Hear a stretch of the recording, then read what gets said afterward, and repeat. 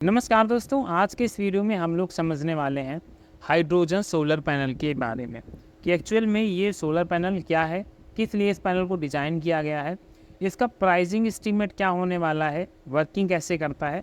मतलब ओवरऑल आज के इस वीडियो में आपको हाइड्रोजन पैनल के बारे में 100% इन्फॉर्मेशन देखने को मिल जाएगी। तो चलिए शुरुआत करते हैं आज के इस वीडियो की। चैनल पर नए आए हैं तो सब्सक्राइब कर दीजिएगा और अगर आपको ये वीडियो अच्छा लगे तो लाइक करना मत भूलिएगा।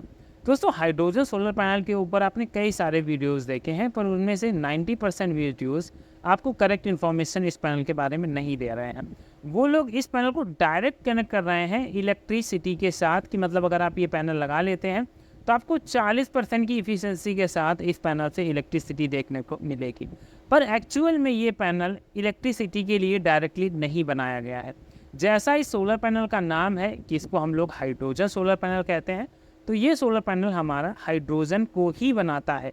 हाइड्रोजन बनाने के बाद हम लोग आगे प्रोसेस करके इससे इलेक्ट्रिसिटी बना सकते हैं, हीट जनरेट कर सकते हैं, मतलब बहुत सारे काम कर सकते हैं क्योंकि हाइड्रोजन एक काफ़ी इम्पॉर्टेंट चीज़ है। तो सबसे पहले समझते हैं ये सोलर पैनल काम कैसे करता है और इसकी डिज़ाइन कैसी होने वाली है। जब आप फ्रंट साइड से इस पैनल को देखेंगे तो यहाँ पर आपको एक नॉर्मल पैनल लगा हुआ दिखाई पड़ेगा। वो पॉली हो सकता है, वो मोनो हो सकता है या हाफ कट पैनल हो सकता है। पर जो ये सोल हाइट कंपनी के द्वारा बना हुआ पैनल है, इसमें आपको ये हाफ कट सेल्स देखने को मिल रही हैं क्योंकि हाफ कट सेल अभी तक की सबसे लेटेस्ट टेक्नोलॉजी भी है और इसके साथ ही ये पावर जनरेशन के मामले में काफ़ी अच्छी मानी जाती है। इस वजह से सोल हाइट कंपनी ने शायद इस पर हाफ कट पैनल को भी इंस्टॉल किया है। अगर इस पैनल की डिज़ाइन देखें तो ये नॉर्मल पैनल से ये वाला पैनल थोड़ा सा डिफरेंट देखने को मिलता है और फ्रंट साइड से तो सेम है, पर इसकी जो आप थिकनेस देखेंगे ये थिकनेस नॉर्मल पैनल से कम 2 से ज़्यादा से 3 गुना तक ज़्यादा थिक है। अब ये थिक होने के इसके पीछे का कारण भी है क्योंकि इस पैनल के अंदर बीच में जब इस पैनल को हम लोग खोल के देखेंगे तो इस पैनल के अंदर आपको ट्यूब्स देखने को मिलेंगे। जो आप यहाँ पर ये ट्यूब्स देख रहे हैं, यही ट्यूब्स इस नॉर्मल सोलर पैनल को एक हाइड्रोजन सोलर पैनल बना देती हैं। जो इन ट्यूब्स के अंदर एक मटेरियल भरा गया है, जिस मटेरियल को अभी कंपनी ने तो डिस्क्लोज नहीं किया गया है कि ये एक्चुअल में इसके अंदर भरा हुआ मटेरियल क्या है, पर इसको अगर हम लोग समझे तो फोम टाइप का कोई मटेरियल समझ सकते हैं। जैसे हमारा फोम होता है, स्पंज होता है जो हमारी अवशोषित करने का काम करे, जिसके अंदर मतलब हम लोग वाटर जैसा या लिक्विड जैसे सब्सटेंस को स्टोर करके रख सकें।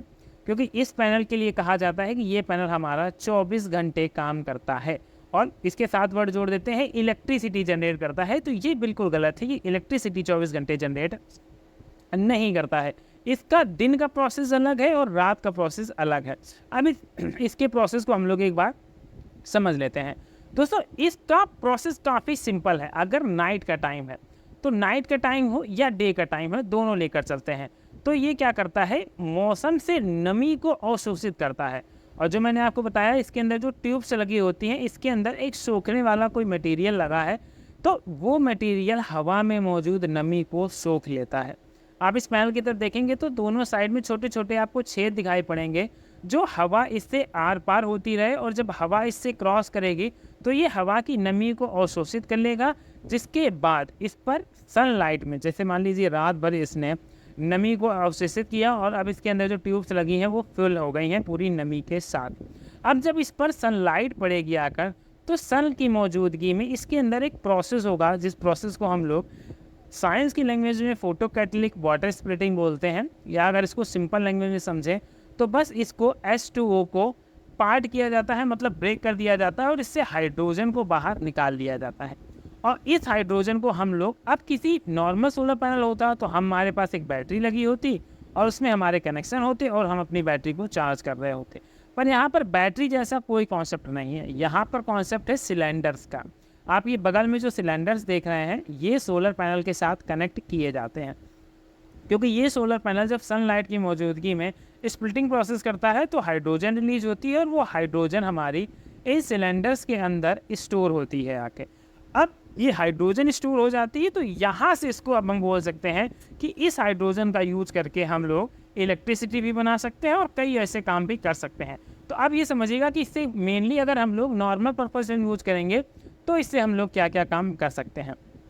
दोस्तों, इसका काम करने का बिल्कुल फंडा एकदम क्लियर है यहाँ पर मान लीजिए अगर आपने 10 हाइड्रोजन को स्टोर किया है, यहाँ पर मैं इस नंबर को कोई भी यूनिट नहीं दे रहा हूँ, मैं बस समझाने के लिए आपको ऐसे बता रहा हूँ कि अगर आपने यहाँ पर 10 स्टोर किया हुआ है, तो जब हम लोग इसको इलेक्ट्रिसिटी में कन्वर्ट करेंगे इस हाइड्रोजन से, तो यहाँ पर हम लोग सिर्फ 4 इलेक्ट्रिसिटी बना पाएंगे। बाकी जो 6 पार्ट होगा इस नंबर का, वो हमारा वेस्ट हो जाने वाला है अगर आप किसी ऐसी कंट्री में रहते हैं जहाँ पर मतलब हॉट लेवल ज़्यादा है, मतलब कूल कंट्री नहीं है, बर्फ़ नहीं गिरती, सर्दियाँ कम पड़ती हैं। तो ऐसी कंडीशन में हमारा ये 6 भाग जो है वो बेकार हो जाने वाला है। पर फॉरेन कंट्रीज़ की बात करें तो वहाँ पर सर्दी 8 महीने पड़ती है, गर्मियाँ 4 महीने, वो भी नॉर्मल पड़ती हैं। तो वहाँ पर इलेक्ट्रिसिटी के माध्यम से ही हम लोग रूम हीटर चलाते हैं या अपने घर को गर्म रखने का काम करते हैं।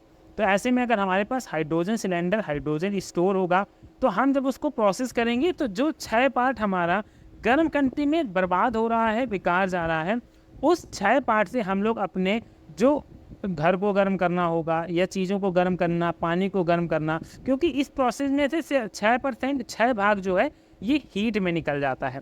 इस हीट से हम लोग हीट की जहाँ ज़रूरत है उसमें उपयोग कर सकते हैं, और बाकी जो 4 पार्ट बचता है वो हमारी इलेक्ट्रिसिटी बनकर तैयार होती है। क्योंकि अगर हम लोगों को कमरा भी ठंडा करना है, रूम हीटर चलाना, तो उसके लिए भी हमें हीट की रिक्वायरमेंट पड़ेगी, इलेक्ट्रिसिटी की रिक्वायरमेंट पड़ेगी, उससे हम लोग अपने हीट के इक्विपमेंट चलाएंगे। पर यहाँ पर हम इस 6 पार्ट से डायरेक्टली ही चीज़ों को हीट कर सकते हैं।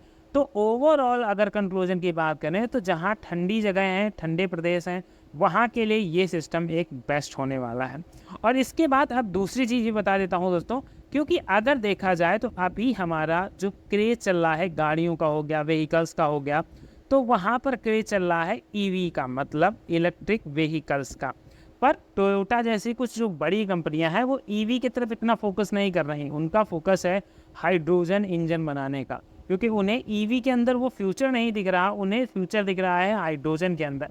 तो अगर इन फ्यूचर ये आपके हाइड्रोजन पैनल जैसी जो योजनाएं हैं ये सक्सेस हो जाती हैं, ज़मीनी लेवल पर इम्प्लीमेंट हो जाती हैं, तो डेफिनेटली अगर आपके पास एक कार है जिस पर आपका हाइड्रोजन इंजन लगा हुआ है, तो हम लोग इलेक्ट्रिसिटी भी बनाएंगे, अपने घर को गर्म रखने का भी काम करेंगे, और इसकी मदद से हम लोग कार्बन डाइऑक्साइड मिक्स करके इसको जलाने वाली गैस में भी कन्वर्ट कर सकते हैं। और कार के लिए अगर फ्यूल की ज़रूरत होगी तो उसके लिए भी हम लोग किसी पर डिपेंड नहीं रहेंगे, मतलब 100% जो एनर्जी के सोर्सेज होंगे वो हमारे खुद के पास मौजूद होंगे। इस कंपनी को न जो नाम है वो है इसका सोल हाइड कंपनी, और इसने अभी तक इस पैनल के बारे में बहुत सारी चीज़ें रिवील नहीं की हैं, मतलब उतना ही बताया है जिससे इस पैनल को प्रमोट किया जा सके और एक हाइप मिल सके। तो आगे आने वाले टाइम में इसके बारे में जो जो भी चीज़ें डिस्क्लोज होंगी मैं आप सभी लोगों के साथ शेयर करूंगा, जिससे आपको भी पता चल सके कि एक्चुअल में जो ये हाइड्रोजन पैनल है ये क्या काम करता है। तो दोस्तों जो इससे जुड़े हुए मिथ्स से वो था, आई थिंक आपके सारे मिथ्स क्लियर हो चुके होंगे। अब बात कर लेते हैं कि क्या एक्चुअल में इस पैनल को अभी परचेज़ किया जा सकता है या नहीं किया जा सकता। तो दोस्तों इसका आंसर होने वाला है कि जी नहीं, अभी इस पैनल को परचेज़ नहीं किया जा सकता है, और अभी ये अपने स्टार्टिंग फेज़ में पैनल है, अभी इसके ऊपर काफ़ी सारी चीज़ें इम्प्रूव होने की ज़रूरत है, उसके बाद ही इस पैनल को परचेज किया जा सकता है। और अगर प्राइस की बात करें तो अभी प्राइस के बारे में भी कोई डिस्कशन या फोरकास्टिंग नहीं की जा सकती है कि इसका प्राइस क्या रहने वाला है। तो ओवरऑल एक चीज़ तो बिल्कुल क्लियर हो गई होगी कि ये सोलर पैनल हमारा इनडायरेक्ट इलेक्ट्रिसिटी ना बनाकर हमारा हाइड्रोजन बनाने का काम करता है, और उस हाइड्रोजन की मदद से हम लोग इसको कई अलग अलग रूपों में कन्वर्ट कर सकते हैं। तो आई होप, मैं आशा करता हूँ दोस्तों आपको जो भी डाउट होंगे इस हाइड्रोजन सोलर पैनल से रिलेटेड वो सारे डाउट्स क्लियर हो गए होंगे। पर इसके बाद भी अगर आपका कोई भी सवाल बचता है तो आप हमसे कमेंट बॉक्स के माध्यम से पूछ सकते हैं, और अगर आपको आज के इस वीडियो में काफ़ी सारी चीज़ें क्लियर हुई हैं तो कमेंट के माध्यम से बताइएगा और वीडियो को लाइक ज़रूर कीजिएगा। तो चलिए इसी के साथ करते हैं आज के इस वीडियो को समाप्त। मिलते हैं नेक्स्ट वीडियो में किसी नई अपडेट के साथ। चैनल पर नए थे तो सब्सक्राइब कर दीजिएगा, और अगर आपको वीडियो अच्छा लगा हो तो लाइक करना मत भूलिएगा।